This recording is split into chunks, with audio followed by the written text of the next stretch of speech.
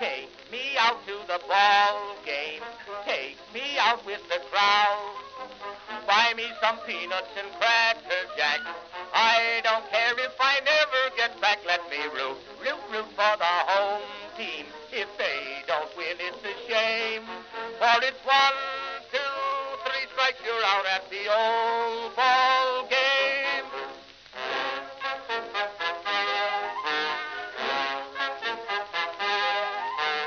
Katie Casey saw all the games, knew the players by their first names, told the umpire he was wrong all along, good and strong.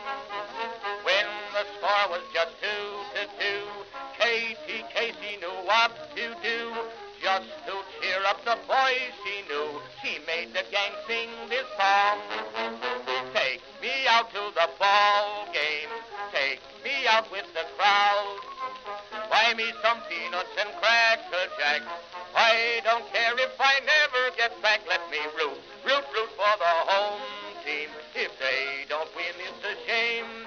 For it's 1, 2, 3 strikes, you're out at the old ball game.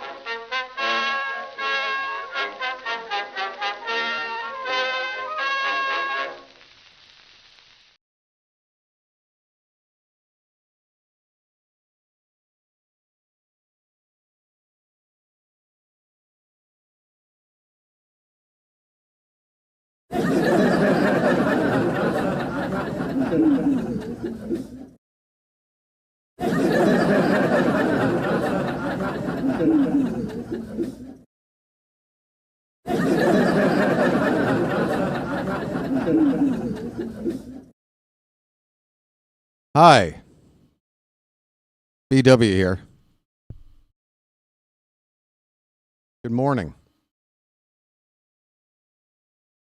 I set everything up. I was ready to go. I wake back up, and the game has been rained out. We've got a doubleheader tomorrow, but since everything's ready to go, and I'm up, and I'm drinking coffee, why not just live stream something? Maybe, if nothing else, I've got to talk about this press conference. I've got to talk about the Tony Mansolino post-game press conference after Game 1 of what turned out to be the only game today at Fenway Park, explaining how he was managing things there at the final few innings of the ball game. I've got the interview lined up. Tony Mansolino. Holy cow. You want to talk about a deer in the headlights. Holy. And folks, it's BW this is adults only. Holy shit. Holy shit. Tony, tell me you're not made to be a major league manager without telling me you're not made to be a major league manager, dude. Look, I get it. You got thrown into the fire. It's not an easy task. I don't expect you to turn things around, dude. But if you're looking to make this a permanent gig, what we saw today was absolutely embarrassing, and it's not going to help you in your quest for a permanent managerial position anywhere, my friend.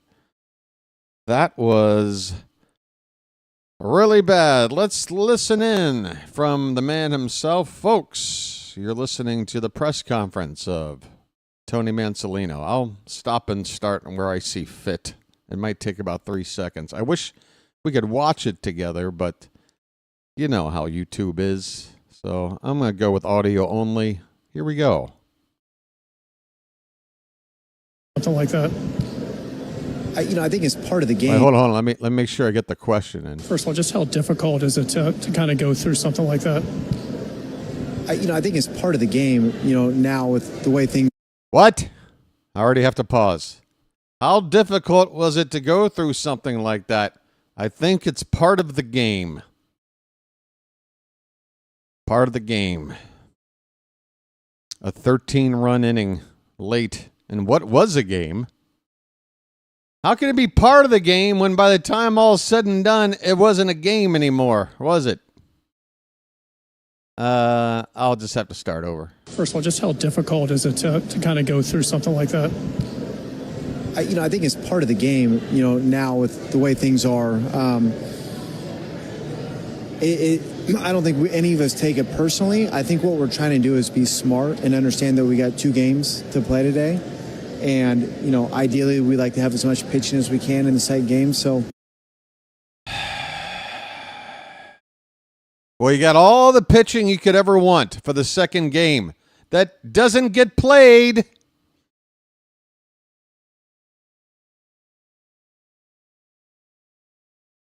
Apparently, we were just destined to win the second game of this doubleheader. Tony had all the chips in. Game 1, poof. Just a speed bump, a nuisance on the way to victory in Game 2. We had it all ready to go. Right? Are you out of your mind? I need to hear this again. I don't think any of us take it personally. I think what we're trying to do is be smart and understand that we got 2 games. We're trying to be smart. Emphasis on the word try. To play today. And, ideally, we like to have as much pitching as we can in the second game. So you get down 8 innings right there. For us, we send CNL out. He gets, I think he's at 12 pitches. We look up. He's pushing 35. What do you mean we look up? He was 12 pitches. You bring him on for another inning. We look up. It's 35. What does that mean? You went and took a dump for 23 pitches? Where were you, buddy? There was a game on the line. But we're saving all our arms for Game 2. And, Perez was doing fine, and then I got like something in my eye, and next thing I know, 36 pitches. You are out of your mind, my friend. What are you talking about? To play today. And, ideally, we like to have as much pitching as we can in the second game. So you get down 8 innings right there. For us, we send CNL out. He gets, I think he's at 12 pitches. We look up. He's pushing 35 to 40 pitches. We're down 8 runs. By the rules of Major League Baseball, we're allowed to put in a position player. I think you're kind of punting right there with the idea that... I think you kind of punt right there. You don't even sound like you have conviction saying it now. You don't even sound convinced yourself. I think you kind of punt there. I think you kind of punt there. Should never be a phrase uttered out of a manager or the coach's mouth.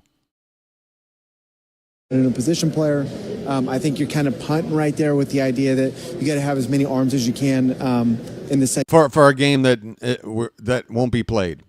Game. So it just kind of is what it is. That's my favorite expression, by the way. Nothing lets people know that you really have no explanation for whatever you're talking about than the phrase, "It is what it is." What is what it is? I remember this phrase. I remember the advent of this phrase. I had never heard it before in my life. You know when the first time I heard this phrase? It was during the steroid hearings on Capitol Hill. And it was Roger Clemens sitting in front of congressional members, dodging, answering questions, and just replying with, "It is what it is." And I remember thinking then, how do you get away with that as a response to anything? That you're saying nothing. What is what it is? A lamp is a lamp? I'm looking at a lamp right now. That's a lamp. It is what it is. We name it a lamp. It does lamp-like things. Therefore, it is a lamp. It is what it is.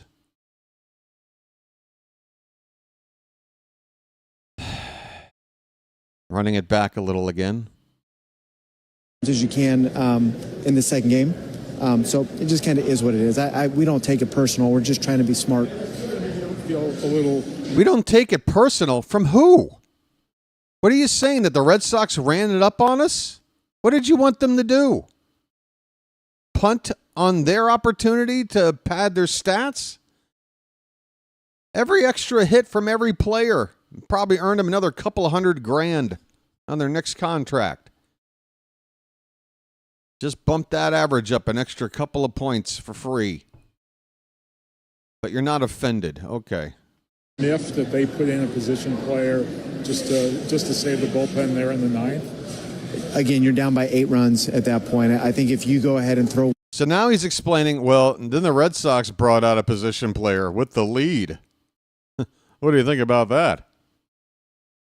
Well, again, I think you kind of punt. This guy really likes to punt. Are the Ravens shopping for a punter this season? One of your arms that you have available right there in that spot, and then you have a chance to win the game in the second game, and he's not available. I don't think that's very smart. And then if you continue to push Cino past a point that we're super comfortable with, I don't think that's probably the best thing to do either. So, was there an option of, I don't know, going to another bullpen arm when we had like 4 dudes to choose from? Hello? So it's not the best option, but it just is what it is. Oh my God, he said it twice. He wrapped up 2 comments with "it is what it is," back to back. Holy shit. It's not the best option, but it just is what it is. Hold on. I'm going to grab that phrase. Just, it's not the best option. It is what it is. I'm going to take that. It's not the best option. Okay. It's right there. All right. I'm about to, hold on. I'm going to hit record on this. I think that's probably the best thing to do either. So it's not the best option, but it just is what it is. I'll do the guys quickly just to forget this one. Okay. I think I've grabbed it. It's just Major League Baseball. I mean, I think we just got to move in. We know we have a second game. We know we got to try to win that game. And I feel like they understand that we did what we had to do at that point in the game to try to win the second one. What did you see from Soto? To try to win the second one. We'll start with Sir Anthony. Sir Anthony comes in, gets the first pitch out. Good. Hold on. I gotta call an audible here. Hold on. I gotta hear this in my stream deck immediately. I gotta import this. This is an emergency. Where do I want this to go? It is what it is. It is what it is, folks.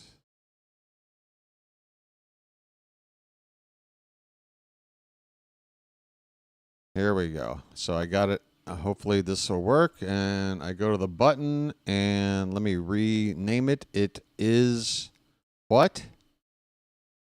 And I press it here and then what? So it's not the best option, but it just is what it is.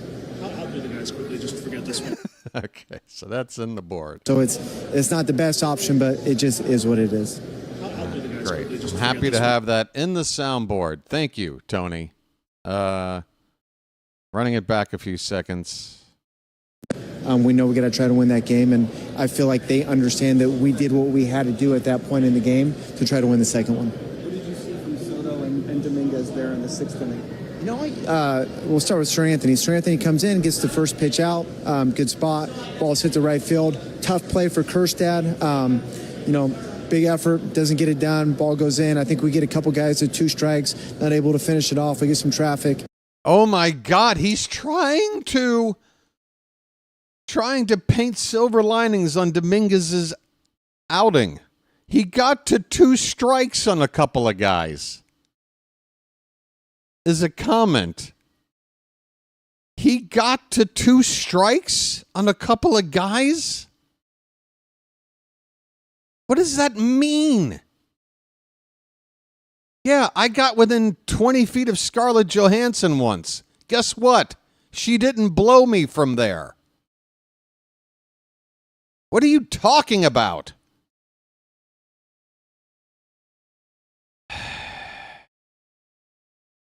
And I think we get a couple guys at 2 strikes, not able to finish it off. We get some traffic. Comes in Soto. We like to match up with Soto against Duran and Devers. what's his name? Devers. The franchise player? I don't know how I'm not forgetting his name, but their big left-handed hitter. Dev with Rob. He couldn't remember Rafael Devers' name. Can we enjoy that moment one more time? And what's his name? I don't know how I'm not forgetting his name, but their big left-handed hitter. Dev with Ralph. We like Soto. By the way, really enjoying representing the city of Baltimore, home of that famous ball player with that museum right around the corner. What's his face? Ruth Bader Ginsburg or something. There. Looks like fastball middle, maybe 0-1 or second pitch fastball middle. Duran gets on it, and then it looks like a slider that kind of backed up, and Devers, who's been doing it for quite a while now, hits it over the fence. Doing it for quite a while. Can't remember his name for the life of me, but boy, he's been a reliable guy. The plate umpire talking to Pove. Yeah, folks, who can forget the number one, the face of the Baltimore Orioles, Al Tipkin III.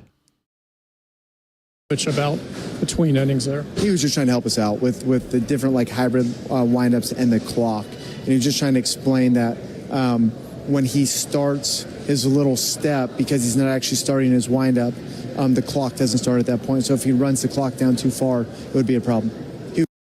Okay, a little piece of information that I was kind of wondering what that meeting between Povich, Mansolino, and the ump was. I guess Povich has some sort of delivery, little footwork thing that keeps the clock from starting or something. Okay, whatever. He was trying to help us. Were you pleased with Povich's start?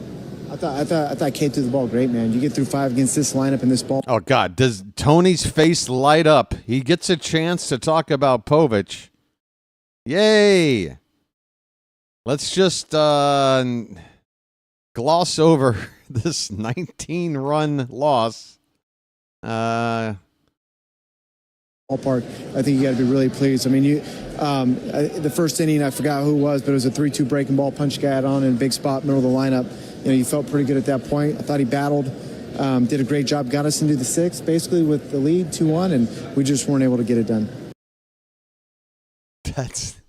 You can say that if you lose like 4-2, not 19-5.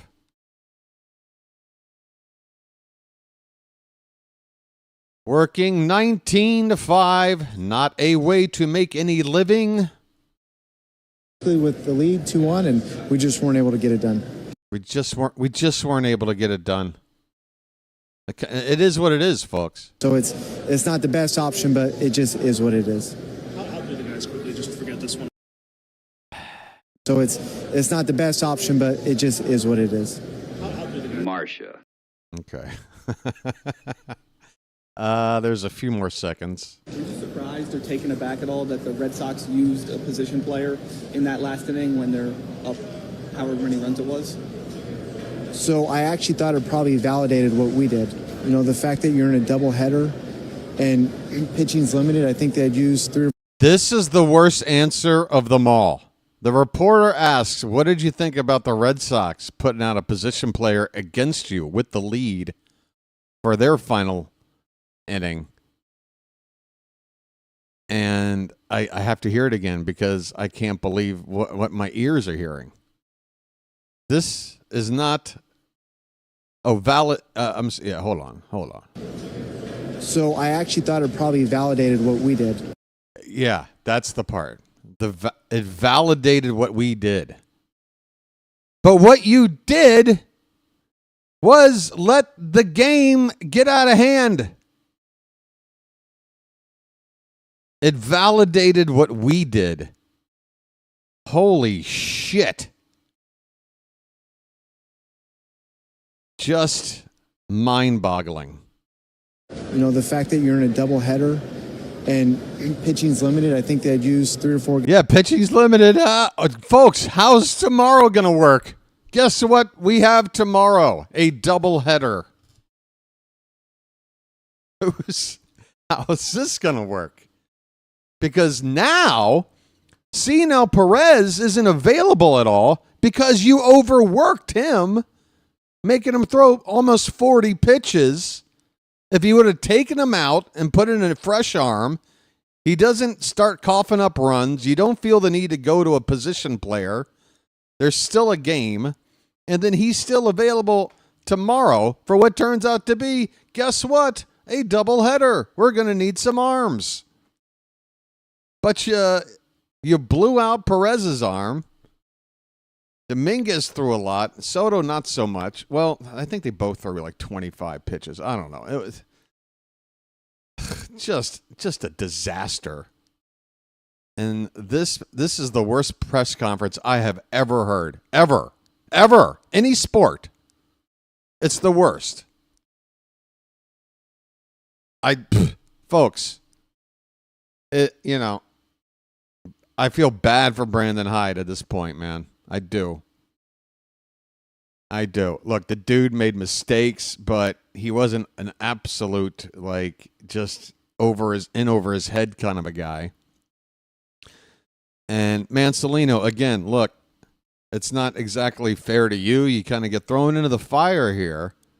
But look, if managing is like your goal, then you're like every other guy out there that wants to be a manager. You've been managing now in your head for years because that's what a manager does. A manager, before they ever get a job to manage, they're already managing. Every single game that they're a part of, they are analyzing everything and thinking of strategy of how they would approach this situation or that situation. That way, when you are called upon to do the job, you kind of know what you're doing a little bit. You don't kind of look like you don't know what you're doing. Or you don't answer every question with, it is what it is. Or, I think their move validated our move. Ugh, Tony. Ooh. Rough. However many runs it was. So I actually thought it probably validated what we did. The fact that you're in a doubleheader and pitching's limited. I think they'd used 3 or 4 guys out of the bullpen at that point. They're trying to win the second game as well at that point. So to see them bringing... That's what's hilarious. They wound up using more pitchers than us. It's almost like by utilizing the arms you have at your disposal and strategizing and using them correctly, it can put you in a position to win a game.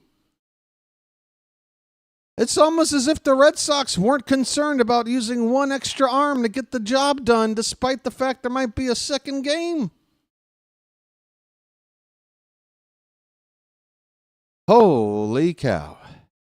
A position player, it's a little bit of validation for our decision. It's a little bit of validation for our decision. Just a little bit. Two starter. We're going to go work through it right now. Game 2 starter, we're going to do what?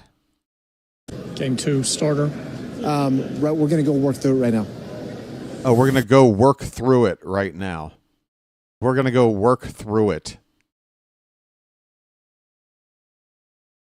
I never thought I'd say this. Call Trevor Bauer.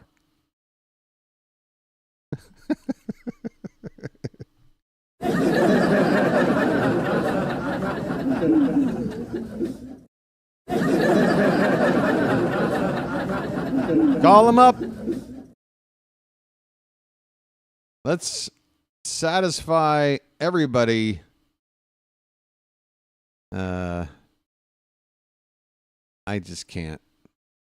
What in the hell? Dude, folks, you got to look just at the deer in the headlights going on here. Take a look at this. All right. That's what we're dealing with.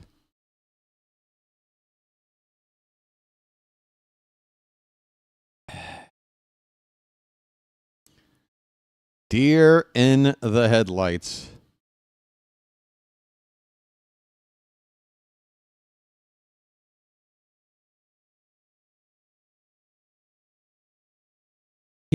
I hate to say this, he kind of looks like Elias.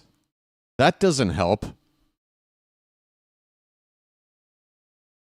Mike Elias, what have you done to this team? What have you done, dude? 192 wins over the last 2 seasons.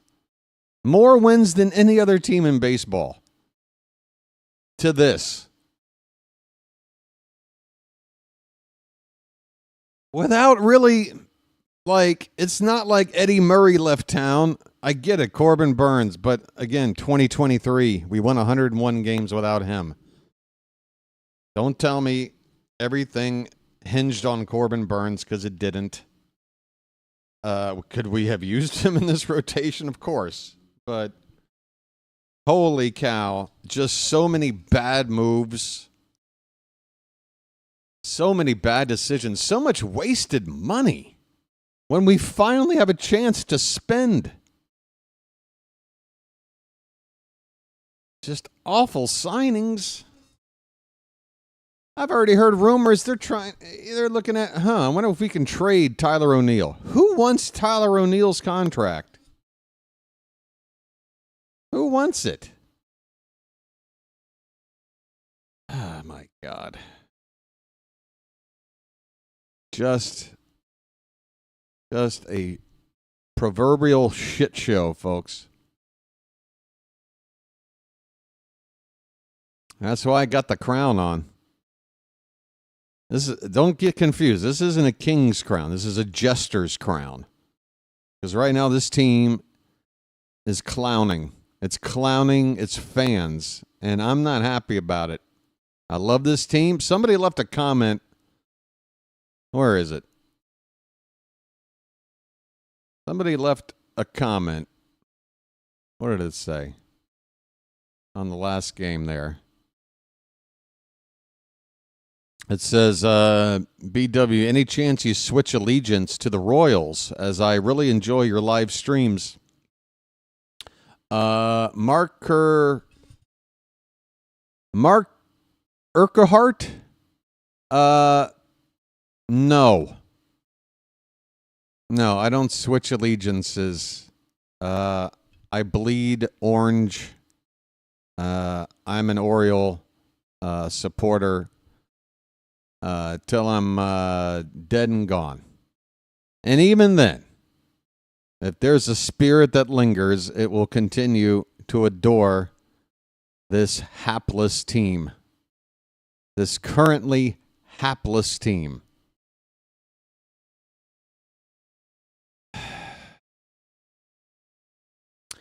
Let me check in on a couple of these Twitter accounts to see if we know who's pitching which game tomorrow. I have no idea what to do with the thumbnails tomorrow. It's such a mess. I've had to remake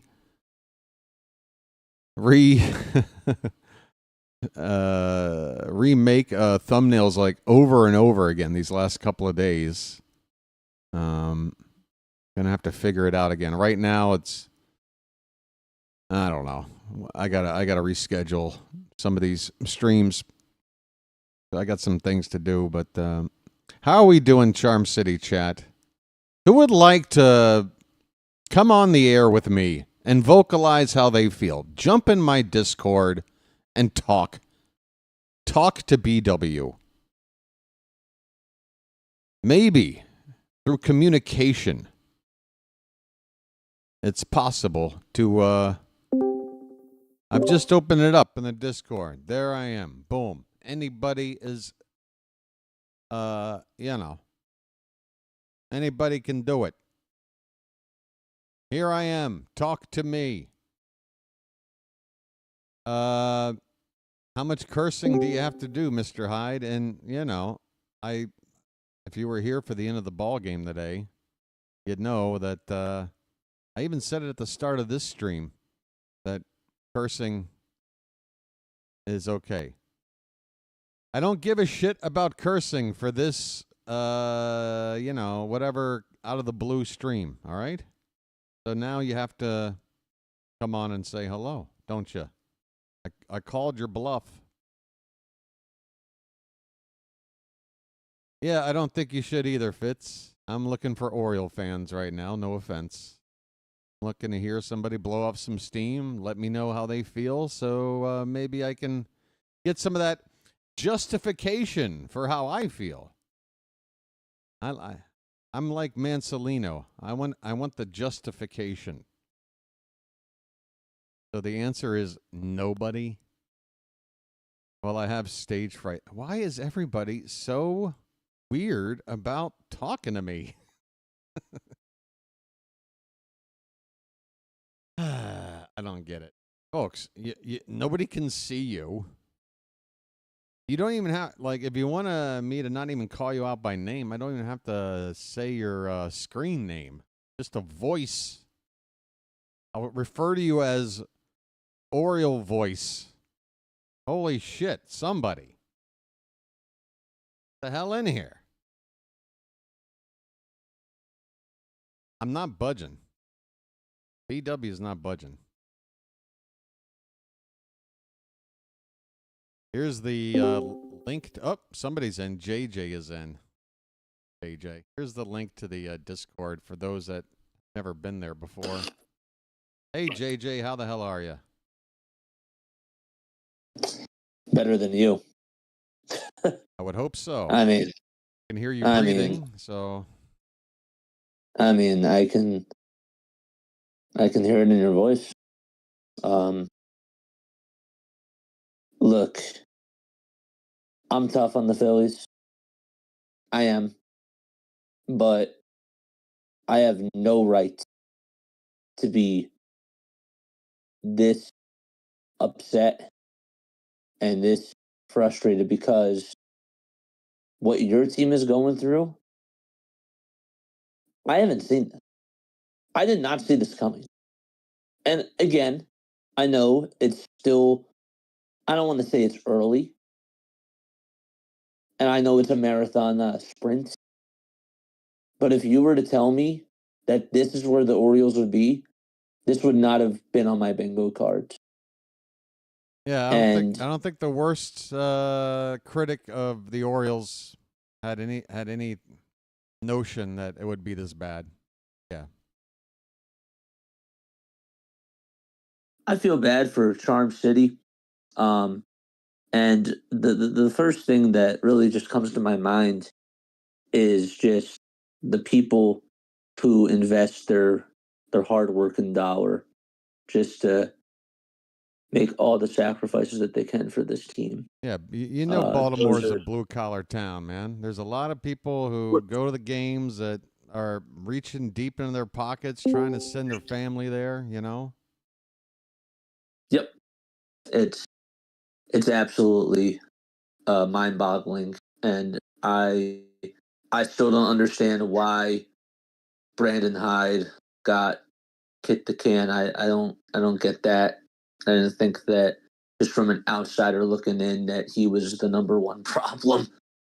But now obviously there are more systemic and more issues with upper management, and it's clear as day.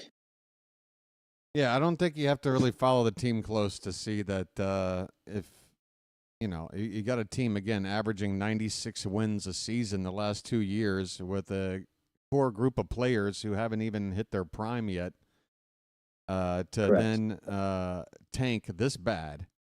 All the onus has to be put, on upper management. Mike Elias, I mean, it's a done deal, folks. It's the Elias era will be over at the end of this season.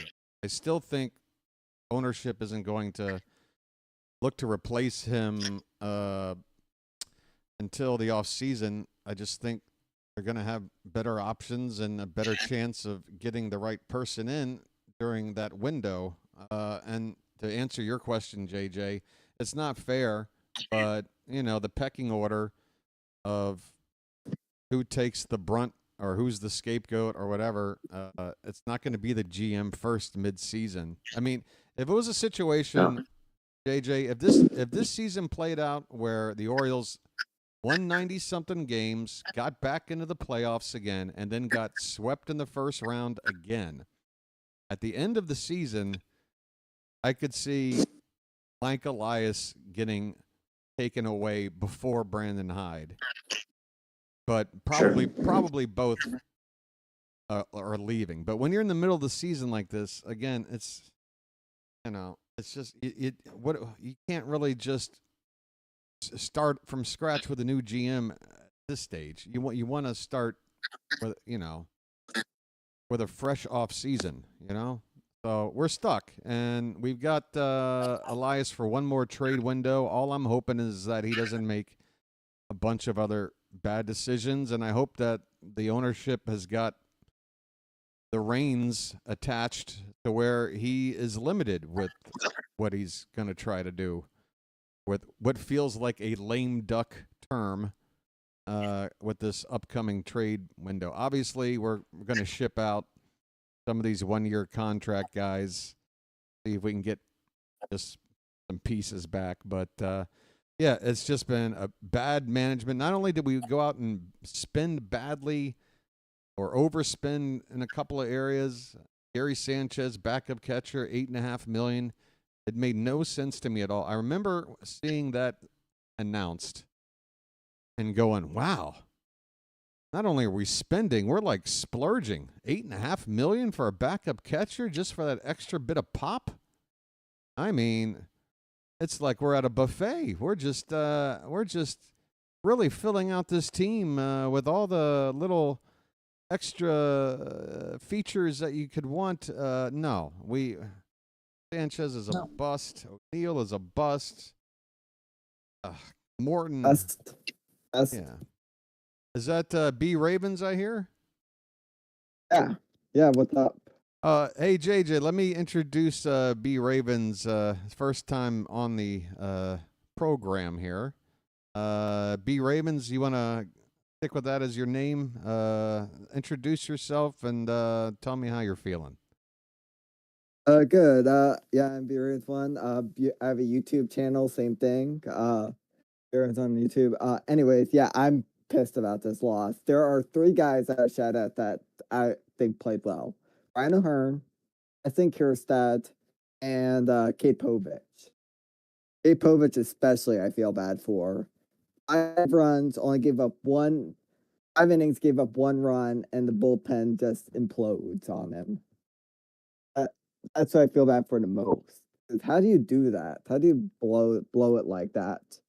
And yeah, I think Povich proved himself today, but the rest of the pen not so much. Yeah, I mean, Povich, again, a left-hander pitching in Fenway, it is already, you're behind the 8 ball. It's the toughest park for lefties historically. And yeah, he limited the damage. He did give up a lot of base runners. I think he scattered like 8 base runners over 5 innings. So there was traffic out there, but he really is developing into like a seasoned pitcher. You can see it in his demeanor. You can see it with his command. And you can see it in situations where, he's got to get out of a jam. And instead of, coughing up a big hit, he finds that pitch to get out of that jam. It's really nice watching the development of Povich, one of the few bright spots on the season so far. But enough about the bright spots. Yeah. One thing that impressed me most about which is that his slider seems to be one of his best pitches. Whenever there's a 2 strikeout, the sweeper. Whenever there's a 2 strike count, it seems like he always goes to that pitch, and that's usually strike 3. Yeah, the 3-pitch mix. Oh, sorry. I was just going to say the 3-pitch mix between the fastball, which he locates good, the curveball, which really got under control, and then that sweeper. It definitely keeps the hitters off balance, and once in a while get some of that weak contact too that you want. But holy cow, dude! Like, are you gonna watch tomorrow? The doubleheader tomorrow. How are we gonna handle this, buddy? I mean, I don't know. I mean, we're winless in doubleheaders this year. We haven't won a single doubleheader.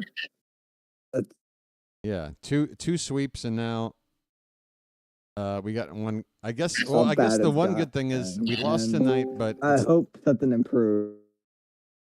say again. Come again. Yeah, yeah, that's it. Yeah, 2 sweeps, and Sounds like you're dropping in and out there, buddy. here, let's see. Oh, my mic popped out. There you go. Let's see if that's better. All right. Is Continue. that better? Yeah, go ahead.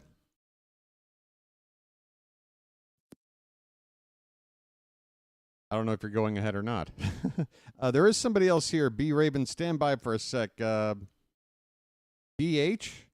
you have yourself muted. Did you wanna weigh in, DH? Yes, no, maybe so. Might be a delay before. Looks like DH is typing right now in the thread. Ravens, you're back unmuted. JJ's unmuted. JJ's muted, unmuted.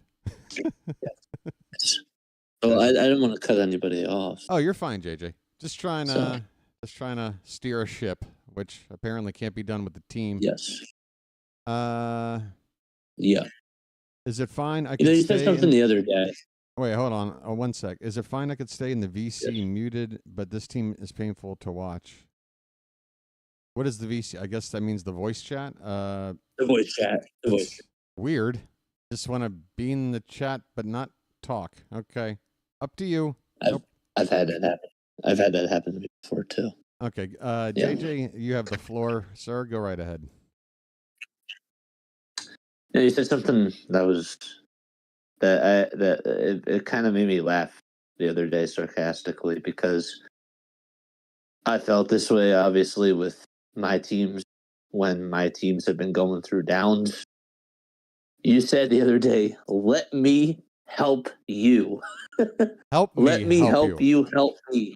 Yeah, help me. Yeah. Help you. It's a famous line from the movie Jerry Maguire, which is a movie I don't have a whole lot of love for. A romantic kind of a thing, but yeah, Yes. help me. I do. Help you. Help me help you. I actually do it, but yeah. I mean, it's like it's really weird because it's not like a one person like point the finger type of a thing. It's like just such a colossal issue, or just an organizational issue. Like, I wish that you could just point to Gunner. I wish that you could just point to Adley, or just point to, like, you could just point one finger at like one person. But it's such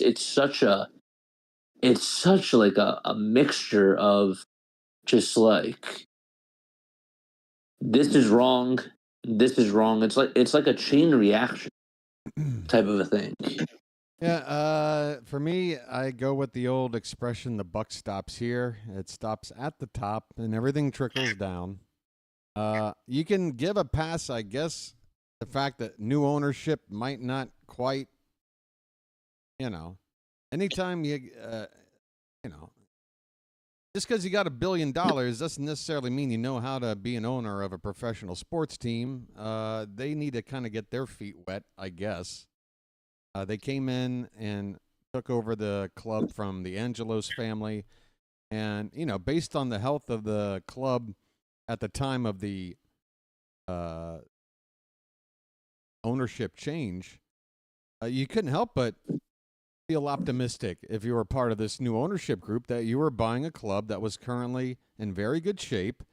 And therefore, there wasn't any real reason to, to really give a hard look at Elias and exactly what the moves is he was doing, or take a hard look at Brandon Hyde. You're looking at a manager that won Manager of the Year just 2 seasons ago. You're looking at a GM that helped build that Astros team to make 7 straight ALCSs or whatever it was.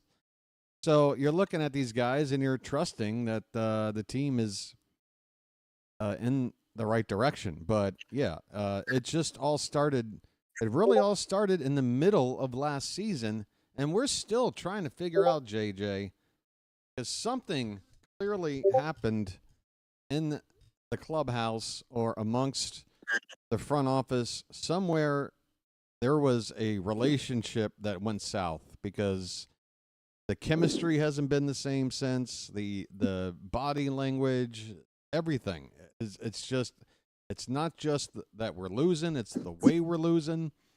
And then you compound that with all of these bad player personnel decisions, player signings, and then just not knowing when to cut bait. I mean, like last year with Craig Kimbrell, everybody knew it was time to move on from Kimbrell and just give anybody else a chance to close games because he was blowing games, was putting L's on the board. He was hurting the team. But like the last one to get the memo was the team. And you feel like sometimes Brandon Hyde is handcuffed by Elias. Elias is like, look, I spent this much money on this dude. This is our dude. Brandon Hyde might be like, look, you might have spent that money, but this dude is sucking. Now he's got like 4 or 5 Craig Kimbrells on the team that aren't really helping, but still need to find their way into the lineup to, validate. That's today's secret word, kids. Remember Pee-wee's Playhouse? Today's secret word is validate. God. Yeah. JJ. I just I think that I wanted to make a point, and this is just my opinion. But correct me. Go ahead. Correct me if you think I'm wrong here. Okay. When the Phillies fired Joe Girardi, right? When they fired Joe Girardi and they brought in, Rob Thompson was their bench coach, and Rob came on in, the team felt more loose, and they were able to gel, and they went on a run together. That was, to me, an anomaly because usually you didn't really see a lot of managers during the middle of the season getting fired. And I feel like over the last couple of years, you can even look at this year, Bud Black. Obviously, the Colorado Rockies are playing like they're a AAA team, and they have a lot more problems than just their manager. But then you look at, I don't know, another team that fired their manager during the middle of the season, like when the Angels fired Joe Madden a couple of years ago. It just, to me, seems like it's a panic move. And it's not just going to work like that. I don't know how you feel about it, but I just feel like ever since the Phillies did it, other teams have sort of adopted that. Do you agree with it or disagree? Changing managers mid-season? What? What? Adopting what exactly? Changing managers. Mid-season? Yeah, but I mean, no, that's you guys didn't invent that. That happened a lot over history. Well, can you? How many times though? Like, has that worked? Like, I don't know. Sometimes it works and sometimes it doesn't. I mean, going back to the historic bad Orioles '88 team that won lost their first 21 games. Cal Ripken Sr. was the manager to start that season. I think just 7 games in, 0-7, they showed him the door and they brought in Frank Robinson, and he managed the team for an additional 14 straight losses. So obviously in '88, it really wasn't necessarily Cal Ripken Sr.'s fault with that team.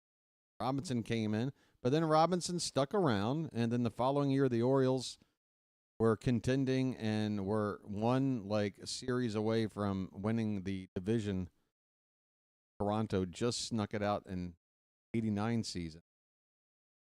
But yeah, Right. it's just look, mid-season managerial events, they happen. It would be nice to always have a good backup plan, like within your coaching staff. Honestly, I think their better move Bias should have made was to at least begin by firing the hitting coach.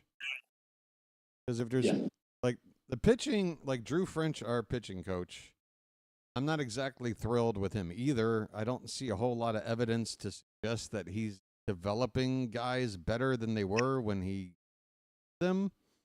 But Cody Ashe is a brand new coach who was brought in this offseason to be the hitting coach. And look, From the Phillies? Wow. Yeah, that Wow. Cody Ashe. Oh, gosh. You didn't know Wow. that, huh? Yeah, so I didn't know. yeah, so they bring in Ashe to be the hitting coach, and this team. Part of what happened last season in the second half was that the offense went from one of the strongest in the league to suddenly couldn't figure out ways to drive runs in. Came way too dependent on the home run ball. It was clear that the hitting philosophy needed a shakeup, and so they went out and got somebody. Well, guess what? This guy's worse. I mean, the numbers are worse. We may have gotten into a rut last year, but everybody's putting up worse numbers, right? Gunnar Henderson is on pace for like a 40 RBI season, bro. He might have gotten an RBI in garbage time today against against the opposing position player pitching for the Red Sox. But, I mean, he came into today with like 13 RBI on the season, and this season is almost the third over. I know he missed a week, but geez Louise, this guy was MVP runner-up. What the hell is going on?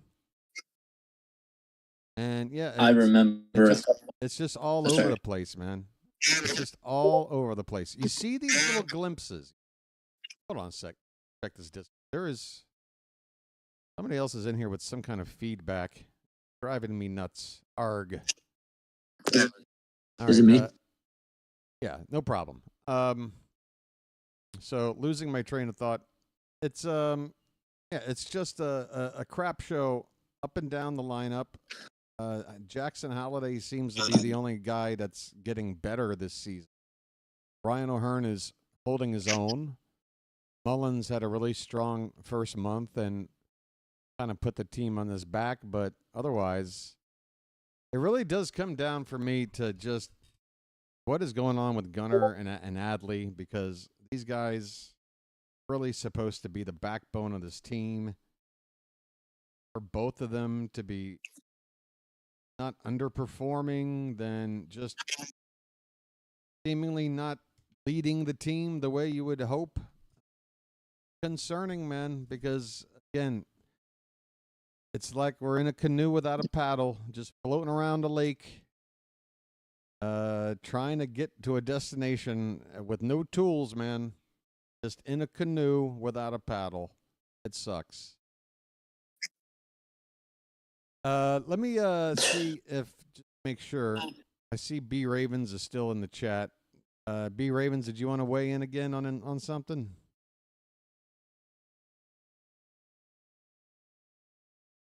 Perhaps not. All right. Just making sure. Typing now. What is all this typing none? Arguably, Hyde had a case on being canned when we were swept by KC in October. Question for BW. Would you hire Matt Holliday to be the batting coach? I mean, I see a lot of people suggesting this. Oh, your mic is crappy, B Ravens? Do you mind just signing out of the...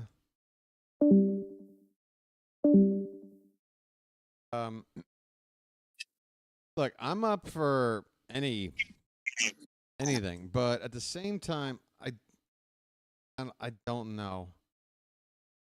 Like, I feel like there might be a conflict of interest. Got Daddy on the team telling everybody how to hit. Why can't you hit more like my son Jackson over here? I can just see it now. Ugh. Yeah. I don't know. I like to keep. I don't know. I don't know. I'm honestly not the biggest fan of Matt Holliday as a personality. That's probably not gonna.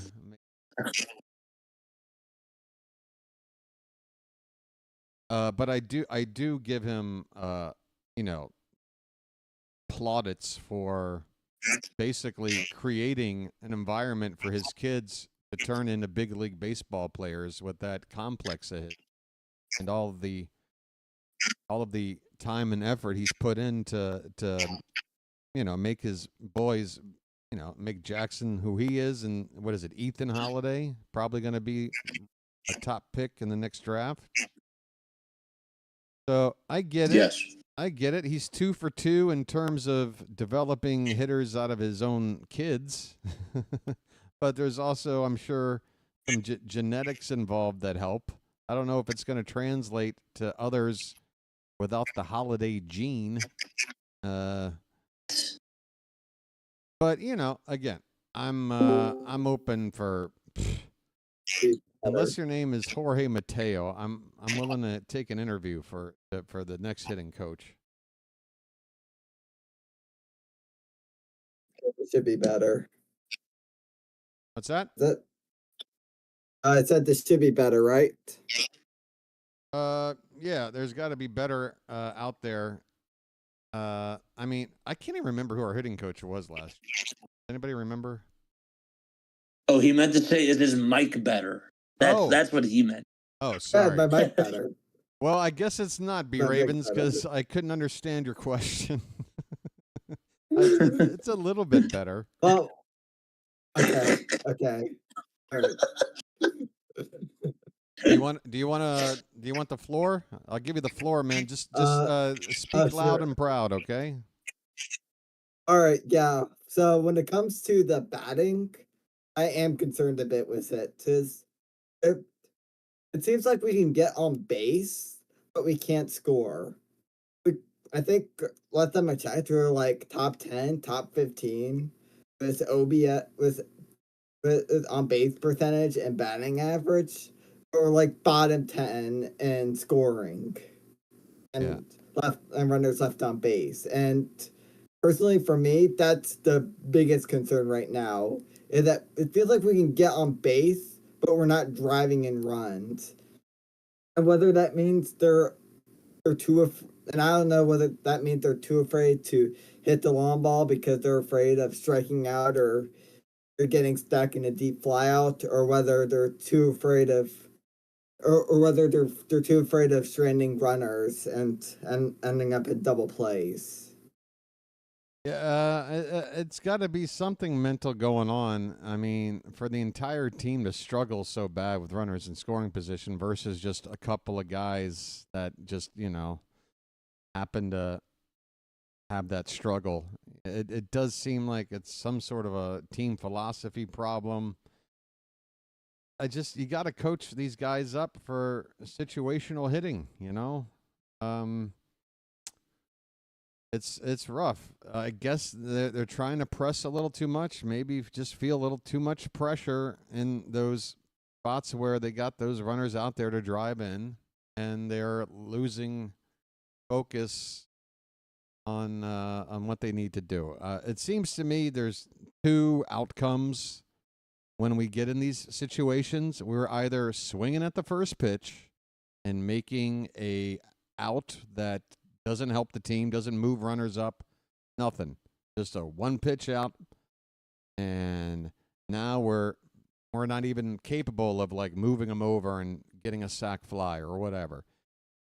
Or they'll get to two strikes, they'll work a count, they'll battle, and then it'll end with a borderline pitch that could have been called a ball maybe, but there's just too many times this season, I feel, where the Orioles aren't protecting at the plate with two strikes on pitches that are right there on the borderline. That, maybe if we're using a robot ump, you would get the benefit of the right call, and you don't end a rally by looking at a called third strike. But man, we've seen that a lot this season, and yeah, it just feels like we're stuck between trying to be too aggressive and jumping on the first pitch and making weak contact, or working the count, waiting to get that good pitch, or draw a walk, but then we get rung up on a pitch right there on the borderline. I've seen it so many times. I know you guys know what I'm talking about. So yeah, You know what? go ahead. You know what would be? No, go ahead. Go ahead. Oh, I think the one thing that would impress me the most is if we took the first pitch. That's about every single time. Even if the first pitch is a strike, at least we're watching the count and we're not swinging at the fences every first pitch like we used to. Yeah, can I just put a fine point on that real quick, B Ravens? You sound younger than I do. Did you remember watching Wade Boggs growing up, or is that before your time? I was born in 2001, so Okay, so that was before your time. Well, I can tell you this. I mean, it's funny to talk about him because Wade Boggs, obviously the Red Sox, one of their legendary players, probably during the late 80s into the mid 90s or so, their player, and the guy that I always hated to see come up to hit because he just knew how to spray the ball around. But the one thing Wade Boggs always did, he always took the first pitch. Always took it. My man's in the Hall of Fame, right? Wade Boggs is a Hall of Famer. Okay. The guy knew how to hit. And if you know how to hit, you don't worry that you fall behind 0-1. Don't worry. Especially when you're coming up to see a guy for the first time. Like Holiday today. Holiday is swinging at the first pitch way too much. Got so much talent, but there's so much more to be unlocked. He shows a little more patience. And the one that really did it for me today was when the Red Sox went to the bullpen. We had knocked Brian Bayo out of the game pretty early. They bring in Bernardino, a lefty. I'm pretty sure Holiday has very little, if any, experience facing Brennan Bernardino, or is sitting there with this like perfectly memorized how to approach Bernardino's scouting report in his own head. It's like you're facing this dude for the first time, probably. And you're a lefty. You don't know like he just came into the game. You haven't even been able to see him pitch to somebody else. You don't even know like where his arm slot is, where that release. You don't know. Just take a pitch. Get an idea of what this dude is trying to throw to you. Like, I get it. If you're talking about like elite relievers where you just know they're going to get ahead of you 0-1, you kind of have to be ready to swing. I get it with some of those guys. Like, taking a first pitch from Mariano Rivera was just asking to fall behind 0-1. You might as well go ahead and, take a hack if you feel like it's in the quadrant you're looking for or whatever. But, yeah, this is it's just a debacle, man. I can't even. I'm losing my own thought process right now. Who was I even talking about? Situationality. As much as I hate the Yankees, Aaron Judge is someone who I know will take the first pitch. And if he doesn't take the first pitch, then it's going to be troublesome for the pitcher. That means he knows what the pitcher's throwing at him. Yeah, the whole first pitch thing. Sorry that I trailed off. You can understand. Yeah, Judge is someone who does that. Ohtani is another one. Like the best batters in the entire league will do that. They'll take the first pitch just to know what the opposing pitcher will throw at him, and then swing to the count. and that's all. I'm sure when you say always, I'm sure there are examples from time to time where a Judge or an Otani might jump on a first, but it's Mhm. with Yes. Holiday, we're talking like half the time at least pack it on the first pitch. Whereas with those guys you're talking about, it might be once every 20 at bats or something, right? So yeah, just take more pitches. I mean, it's beneficial in more than one way. Not only do you get a better look at what's coming and get your timing down and all that, you're making the pitcher throw more pitches. And the more pitches a pitcher has to throw, it's just always going to be beneficial. Whether it's knocking a starter out of the game, they got to go to another arm because this guy's gassed now, and you just see fifth guy, sixth guy coming out of the pen because you're making these guys throw a lot of pitches because you're working the count. You go up there, and we had a guy throw a 6-pitch inning against us, game or two back. Like, can't be doing that. Mhm. Yeah, the situational hitting is huge, especially with runners in scoring position and runners in scoring position and or nobody out. Those are the times where it's best to take the first pitch, see what comes at you, and then swing. Well, I You mean, realize, okay, I can hit this guy. yeah, for that particular situation, not only do the players need some learning, the coaches do too, because they're clearly not trying to implement any small ball tactics to move runners over and learn these guys. Hit the ball on the right side, or you're better off chopping the ball into the ground and at least moving a runner up versus hitting. Everyone talks about exit velo. You know what exit velo does on a ground ball when you got runners on base? If you hit it at a guy, Nothing. it basically turns into a routine double play. But if you hit a ball Mhm. and you don't square it up, and it just chops on the infield. That's how Rutschman drove in a RBI ground out. Just got a piece of the Mhm. ball, put it in play. It wasn't hit hard, and it got the job done. But it's like Yeah, we want sack to. flies and sack groundnuts. I want to see more of those. Sack flies, sack groundnuts. Not everything has to be a hit. My Well, thing that is well, not well, everything see has to now. be. My thing is not everything has to be hit at 105 off the bat. You know what I mean? Like there's just so much emphasis on barrel rate and exit Yes. velo, launch angle, and all this stuff. It's like sometimes Yes. you need to just make the contact, and actually not making sweet contact can be just as beneficial. You just got to put the ball in play. You're up there trying to wait for that perfect pitch, that perfect, swing and get it.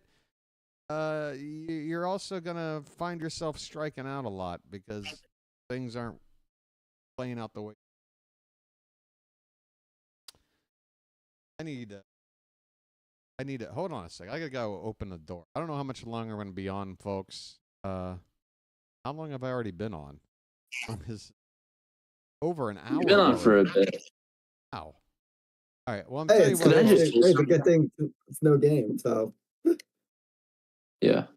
Yeah, let Can me. I just say it's something? Yeah, Yeah. JJ, take the floor. I'm gonna open up the door behind me and have a lucky. I'll be right back, but I can hear you talking. JJ, Yeah. take it away. I'll be right. So the one thing that I mean, now we just opened up a can of worms because this is not just an Orioles issue. This is a baseball issue. Obviously, there's more emphasis on the analytics, and there's not as much emphasis on bunting. We saw that the other day in the ninth inning when I saw you even losing after I forget who it was. It was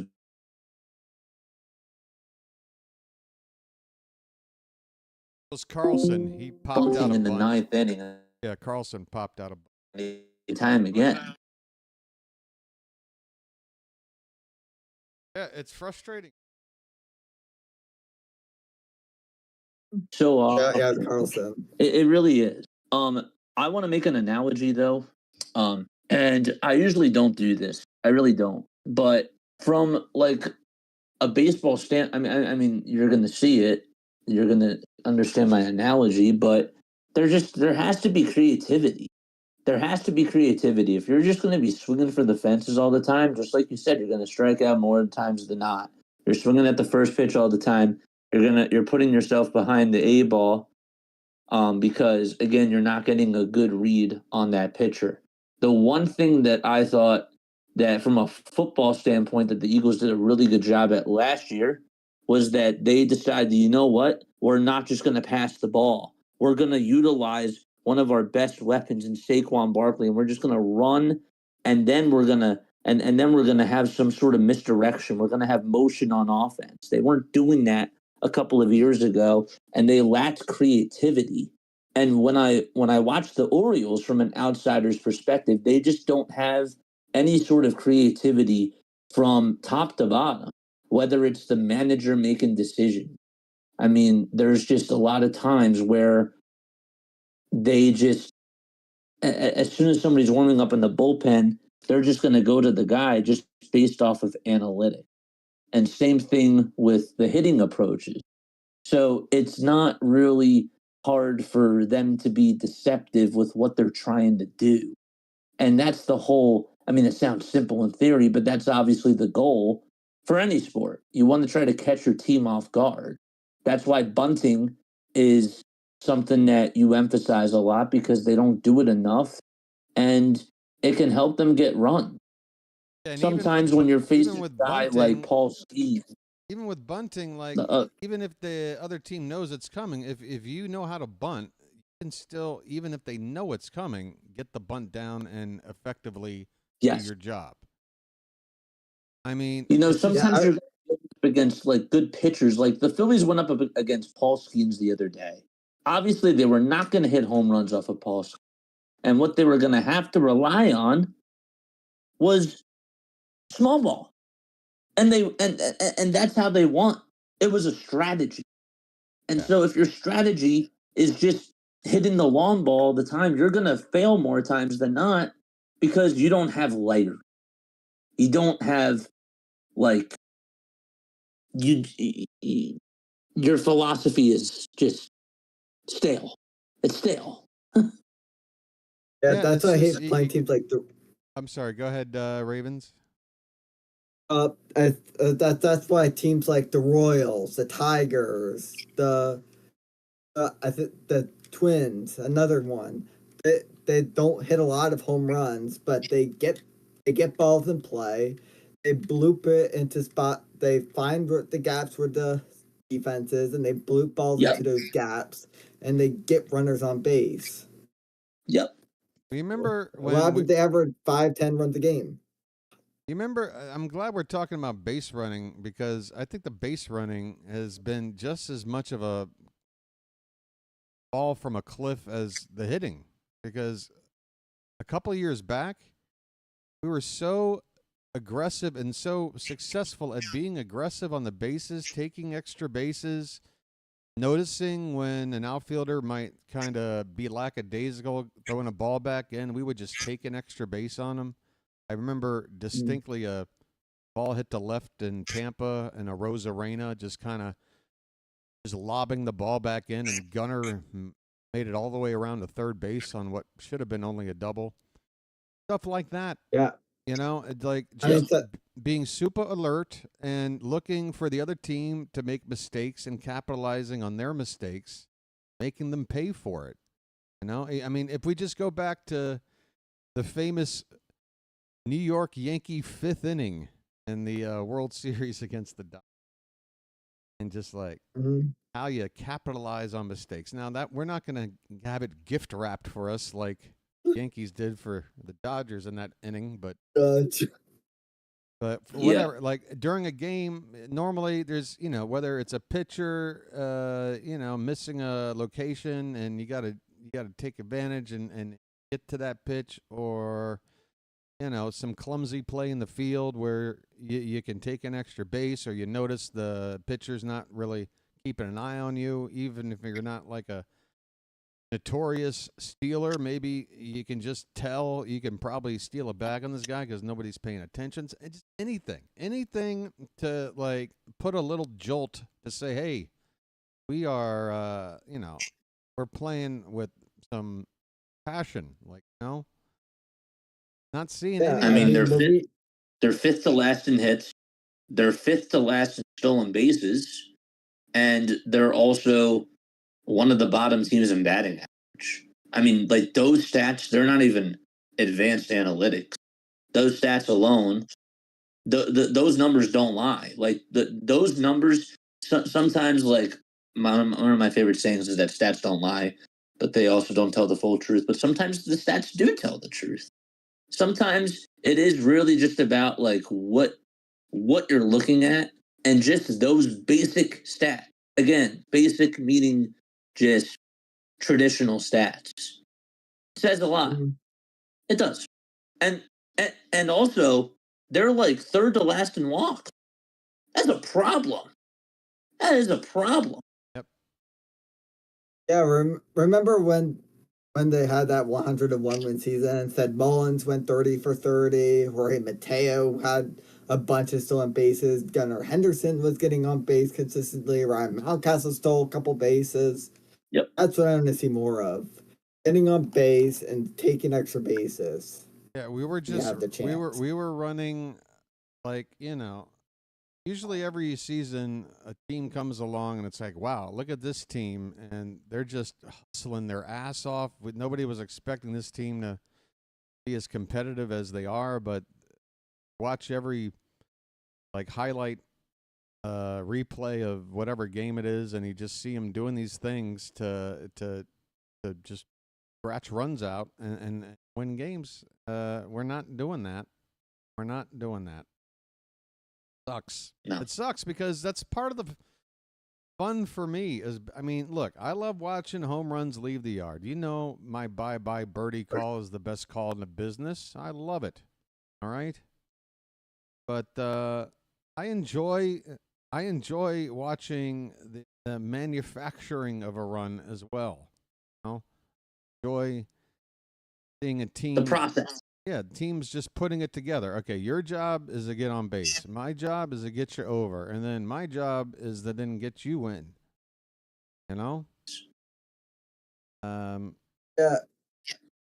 Well, when you go back to the Red Series, for example, De La Cruz would hit a single, get on base, steal second, and then Austin Hayes right behind him would bloop a single in, and it had become an RBI because De La Cruz would steal third and then take home. Yeah. But with Ellie, that's just a whole problem in itself. That guy, like having Usain Bolt with chains. Yeah. Yeah, it's got a lucky. That was good. I think I'm about to wrap things up, but guys, what I think. Sorry, I didn't have a very good transition out of ball mentally. Gonna wrap. I get it. What's that, JJ? Hey, I get it. I get it. Yeah, because as of right now, I'm gonna have to be ready to make another call at 11:50. I gotta be on the air at 11:50 p.m. tonight to start what might be another double header. I don't know. Yes, but my brain is. I get it. My brain is cottage cheese. This season, between the scheduling and the results, it is putting a hurting on your boy BW over here. Your boy's hurting. All right. All right. Hey, folks, if you're still here, if you haven't checked out the channel, Play by Play with JJ. JJ, if you want to stick your channel link in the chat, feel free. Good guy to follow. Same with you, B Ravens. You can't put your link in because of the. You can put your link in on the Discord, and I'll copy and paste it in. You got to be a mod in order to leave a link. But I didn't know you had a channel, dude. If you want to for me to post it in the chat here, I will. Type it into Sure. type it into the server there. There's JJ's link, folks. All right. How bad is my bedhead? I took a nap. Shower, so how bad's the bedhead? There you go. There you go. It should be in Discord. Hey guys, great. If you got, I'm gonna stick your link in here. You guys don't mind hanging up and saying bye-bye. Nope. Thanks to JJ and to B Ravens for being on the voice chat. I'm gonna sign off on that. All right. Let me check the Twitter accounts for Rock Kabatko and Jake Rill. Make sure we don't have any. Okay, we do have a update 21 minutes ago. Zach Eflin will pitch game 1 tomorrow. Game 2 is to be announced. So my guess is Charlie Morton, maybe. Or I guess Trevor Rogers is still an option because they're going to be able to keep him for another would-be doubleheader day. It still drives me crazy, that Mansolino interview. Holy cow. Talking about saving arms for a game 2 that never happened. And then overused guys that now won't be available tomorrow when we do have 2 games. I mean, it was a monumental screw-up with the bullpen tonight from Mansolino. And, yeah, that was not a good... that wasn't a good audition for the gig, that's for sure. All right, folks. So, yeah, first game tomorrow is at 1:05 p.m. First pitch. I'll be on the air at 12:50, which is 11:50 p.m. here tonight. Then it's another split doubleheader, so there's a gap. I dare David Blaine to pull off the stunt your boy BW's pulling off with this channel, living in Thailand. I am an absolute mental case for doing this. So I had multiple people tonight tell me, BW, just turn the game off. You deserve it. Go get some sleep. You don't need to call the rest of this one. You know, once we gave up maybe run number 11 in the 8th inning there. Nope. You know, I'm a stubborn idiot. Gonna keep on plugging away here. So I'll see you guys. What will be in about 15 hours. Something like that. Ugh. Folks, thanks for hanging out. And I hope you have a good rest of your night. Hey, what's the score of the Rockies-Yankees game? The Rockies are winning, right? Right? Where is it? Where is that score? Oh, they haven't even started yet. Hey, folks. I don't know about you, but I'm going to rest up while playing the Rocky game in the back, praying for a Rockies to look for. And if they drop one game.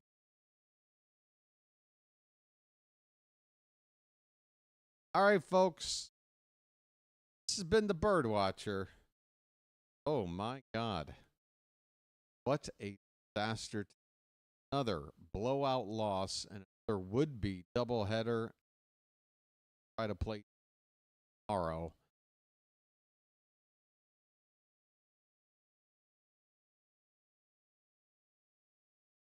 Toast. All you fellow bird watchers out there, diehard Orioles. We are going through it, folks. We are going through it. Nobody can say, fan, if you're sticking around during these dark days. All right, folks. been the Bird Watcher, and I'll chirp at you about 16 hours.